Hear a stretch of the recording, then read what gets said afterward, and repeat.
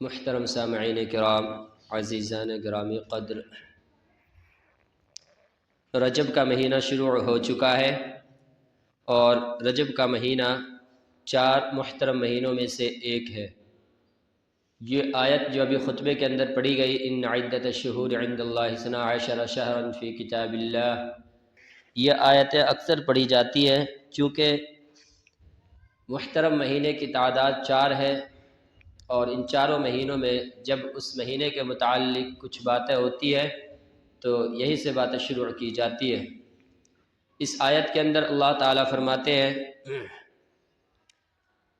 کہ مہینوں کی تعداد اللہ کی کتاب میں اس وقت سے جب سے اللہ نے زمین و آسمان کو بنایا ہے 12 ہی ہے، اور ان 12 میں سے 4 مہینے محترم ہیں، منہا اربعۃ حرم ذالک الدین القیم، یہی بہترین دین اور یہی صحیح حساب ہے۔ فلا تظلموا فیہن انفسکم، تو تم ان مہینوں میں اپنے اوپر ظلم و زیادتی نہ کرو۔ اسی سے ملتے جلتے اللہ کے رسول صلی اللہ علیہ وسلم کی حدیث میں ہے، ان الزمانہ قد استدار کہیئتہ یوم خلق اللہ 12 شہرا منہا اربعۃ حرم، یعنی اللہ کے رسول نے فرمایا کہ زمانہ لوٹ کر اور گھوم کر اسی حالت پر آ چکا ہے جیسا پہلے تھا، یعنی سال جو ہے 12 مہینے کے ہوتے تھے تو 12 مہینے کے اب پھر ہونے لگے ہیں۔ درمیان میں بہت سے لوگوں نے اس میں کمی زیادتی کی، کچھ لوگوں نے 12 کی جگہ 13 مہینے بنا دیے، تو کچھ نے 12 کی جگہ 11 مہینے میں ہی سال پورا کرنا شروع کر دیا، اور ایسی بہت ساری تبدیلیاں ہو چکی۔ لیکن جب اللہ کے رسول صلی اللہ علیہ وسلم مبعوث ہوئے، قرآن کریم کا نزول شروع ہوا، تو اللہ کے رسول صلی اللہ علیہ وسلم نے بھی سال کو 12 مہینے کا ہی قرار دیا۔ تو 4 مہینے ان میں سے محترم ہیں، ذوالقعدہ و ذوالحجہ۔ اس حدیث کے اندر ان الزمانہ قد استدار کہیئتہ، اس میں اللہ کے رسول نے ان 4 مہینوں کی تعیین کر دی ہے، ذوالحجہ، ذوالقعدہ اور ذوالحجہ، والمحرم، محرم، اور ورجب مضر بین جمادہ و شعبان، ایک ذی القعدہ دوسرا ذی الحجہ، یہ شوال کے بعد شروع ہوگا، یعنی رمضان گزرنے کے بعد شوال کا مہینہ ہے، اور پھر ذی القعدہ 11واں مہینہ اور ذی الحجہ 12واں مہینہ ہے۔ ابھی ہم جس مہینے میں ہیں یہ 7واں مہینہ ہے اسلامی کیلنڈر کا، اسلامی سال کا۔ 8واں مہینہ ہوگا شعبان، اور 9واں مہینہ رمضان، 10واں شوال المکرم، اور 11واں ذی القعدہ، 12واں مہینہ ذی الحجہ۔ تو ذی القعدہ اور ذی الحجہ یہ دونوں مہینے محترم ہیں۔ تیسرا محرم، محرم سال کا پہلا مہینہ، تو یہ تینوں ترتیب میں آ جاتے ہیں، ثلاث متوالیات، حدیث میں ہے یہ کہ 3 مہینے تو پے در پہ ایک کے بعد ایک ہے، اور چوتھا مہینہ جو رجب ہے وہ جمادی الثانی اور رجب کے شعبان کے درمیان میں رجب کا مہینہ ہے۔ رجب کے معنی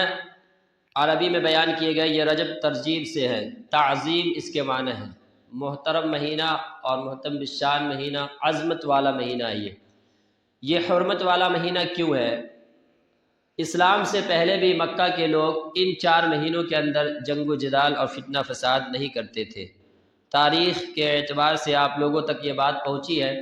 کہ عرب کی حالت جو تھی بہت بیکار تھی، وہ ایک دوسرے پر ظلم و زیادتی کیا کرتے تھے، راستے میں لوٹ لیا کرتے تھے۔ یہ لوگ اکثر سفر اور تجارت کے ذریعے اپنے کھانے پینے کا انتظام کرتے، لیکن ان لوگوں میں ہی چونکہ بہتر کوئی نظام نہیں تھا، کوئی حکومت نہیں تھی، قبائلی طور پر خاندانی طور پر رہتے تھے، تو ایک دوسروں پر ظلم و زیادتی حد سے زیادہ کرتے تھے۔ لیکن ان 4 مہینوں کے اندر یہ لوگ یہ سارے ظلم و زیادتی کو روک دیتے تھے، اس کو محترم مہینہ سمجھتے تھے۔ ذی القعدہ اور ذی الحجہ تو حج کی وجہ سے لوگ دور سے بھی آتے ہیں، قریب سے بھی آتے ہیں، اور ذی الحجہ میں 10 تاریخ کو اصل حج کا فریضہ انجام دیا جاتا ہے، تو اس وجہ سے لوگ ذی القعدہ اور ذی الحجہ میں جنگ و جدال، قتل و قتال چھوڑ دیتے تھے، محرم کو بھی چھوڑ دیتے تھے۔ اور یہ رجب کا مہینہ خاص ان لوگوں نے آپس میں کر رکھا تھا کہ رجب میں عمرہ کیا جائے گا، تو رجب میں بھی اس طرح کے قافلوں کو لوٹ لینے والی باتیں اور رہ گزر جو آتے جاتے ہیں ان کے ساتھ کسی طرح کی ظلم و زیادتی کی باتیں نہیں ہونی چاہیے، تاکہ لوگ کعبے کا طواف کریں، حج اور عمرہ کر سکیں۔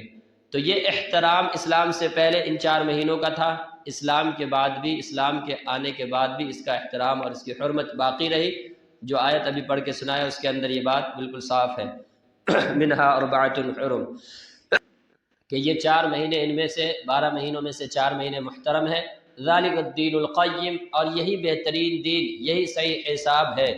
فلا تظلموا فیہن انفسکم، تو تم ان مہینوں کے اندر اپنے اوپر ظلم نہ کرو۔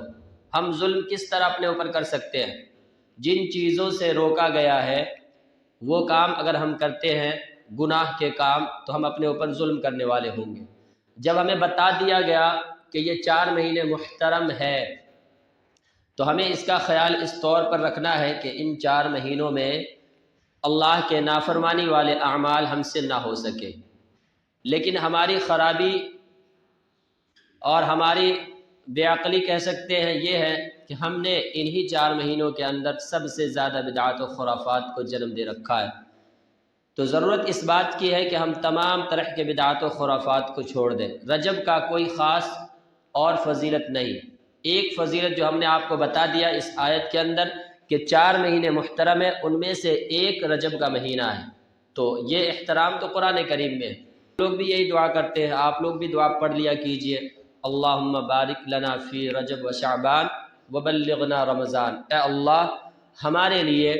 رجب اور شعبان کے مہینوں میں برکت عطا فرما کہ ہم ان کے اندر اچھائیاں کریں، برائیاں نہ کر سکیں، اور ہمیں رمضان تک پہنچا۔ رمضان جو آپ کا خاص مہینہ ہے اور جس میں آپ کی طرف سے خیر و برکت کا نزول ہوتا ہے، ہم وہ حاصل کرنے والے ہو جائے، ہمیں وہاں تک پہنچا دے۔ اس کے علاوہ اس مہینے کے اندر کوئی خاص عبادت، کوئی خاص نماز، بعض لوگ الگ الگ طرح کی نمازیں پڑھتے ہیں، الگ الگ طرح کے وظائف پڑھتے ہیں، یا پھر بعض لوگوں کا خیال یہ ہے کہ اس مہینے میں عمرہ کرنے کی فضیلت زیادہ ہے، یا اس طرح کے جو بھی رسومات اور بدعات و خرافات ہم نے جنم دے رکھے، ان کی کوئی حیثیت اس مہینے میں نہیں ہے۔ بلکہ ہمیں کوشش یہ کرنی چاہیے کہ ہم اس طرح کی تمام چیزوں سے بچیں جو قرآن و حدیث میں نہیں، جس کا دین میں کوئی جگہ نہیں، جس دین میں جس کے لیے قرآن میں اللہ تعالیٰ نے نہیں بیان کیا، حدیثوں میں اللہ کے رسول نے نہیں بیان کیا، تو پھر دین میں اس کا کوئی حصہ نہیں، ہمیں ان سے بچنا چاہیے۔ بدعات ایسی برائی اور ایسا گناہ ہے کہ جس سے انسان کو توبہ کی توفیق نہیں ملتی، کیونکہ وہ اس کو گناہ سمجھتا ہی نہیں ہے۔ شیطان جب اللہ کی بارگاہ سے مردود کر دیا گیا تو اس نے اللہ تعالیٰ سے اجازت مانگی تھی کہ مجھے قیامت تک زندگی عطا فرمائی جائے۔ اللہ تعالیٰ نے دے دیا، تمہیں مہلت ہے، تم قیامت تک رہ سکتے ہو۔ اور اس میں اس نے اللہ تعالیٰ سے وعدہ کیا تھا، قال فبعزتک لأغوینہم اجمعین، آپ کے عزت کی قسم کہ میں آپ کے بندوں کو، آدم کی اولاد کو، جس آدم کی وجہ سے میں جنت سے، آسمانوں سے دھتکار دیا گیا، آپ کے بارگاہ سے نکالا جا چکا ہوں، ان کے اولاد کو میں جہنم تک لے جاؤں گا اور غلط راستوں پر لے جاؤں گا۔ الا عبادک منہم المخلصین، سوائے آپ کے خاص بندوں کے جن پر آپ کی خاص رحمت ہوگی، توفیق ہوگی، وہ بچ جائے گا۔ اللہ تعالیٰ نے کہا قال فالحق والحق اقول، ٹھیک ہے، بات پکی ہو گئی، تم ہمارے بندوں کو اغوا کرو گے، ہمارے بندوں کو ابھارو گے، گناہوں پر بھٹکاؤ گے، اور تم نے یہ وعدہ کیا ہے تو میری طرف سے بھی ایک وعدہ لے لو، میری بات بھی لے لو۔ والحق اقول لأملأن جہنم منک وممن تبعک منہم اجمعین، کہ میں تم سے اور تمہاری پیروی کرنے والے انسانوں سے جہنم کو بھر کے رکھ دوں گا۔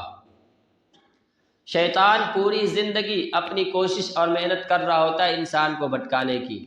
لیکن جیسے یہ بتایا یہ محترم مہینہ ہے، رمضان کا مہینہ ہے، ایسے خاص خاص مواقع اور بھی ہے جو